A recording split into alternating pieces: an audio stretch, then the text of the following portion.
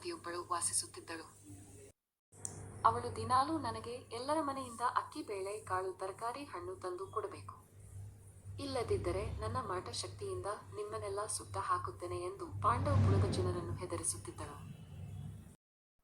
ಊರಿನ ಮಹಿಳೆಯರು ಒಡವೆ ಹಾಕಿಕೊಂಡರೂ ಅದು ನನಗೆ ಬೇಕು ಎಂದು ಆಕೆ ಆಗ್ರಹಿಸುತ್ತಿದ್ದಳು. ಪಾಂಡವಪುರದ ಊರು ಕೇರಿಗಳಲ್ಲಿ ಇವಳ ಕಾಟಗಳದ್ದೇ ಚರ್ಚೆಯಾಯಿತು. ಇಡೀ ಪಾಂಡವಪುರದ ಜನರು ರೋಸಿ ಹೋದರು. ಊರಿನ ಪಂಚರಿಗೆ ಈ ಸುದ್ದಿ ತಲುಪಿತು. ಅವರೆಲ್ಲ ಸೇರಿ ಪಾಂಡವಪುರದ ಜನರಿಗೆ ಮಾಟಗಾತಿ ರಾತ್ರಿ ಮಲಗಿದಾಗ ಅವಳ ಮನೆಯನ್ನು ಸುಟ್ಟು ಹಾಕಲು ಹೇಳಿದರು. ಅದರಂತೆ ಒಂದು ದಿನ ಮಾಟಗಾತಿ ತನ್ನ ಮನೆಯಲ್ಲಿ ಮಲಗಿದ್ದಾಗ ಊರಿನ ಜನರು ಆಕೆಯ ಮನೆಗೆ ಬೆಂಕಿ ಹಾಕಿದರು. ಮಾಟಗಾತಿ ಬೆಂಕಿಯಲ್ಲಿ ಸುಟ್ಟು ಹೋದಳು. ಪಾಂಡವಪುರದ ಜನರು ನೆಮ್ಮೆಯ ನಿಟ್ಟುಸಿರು ಬಿಟ್ಟರು.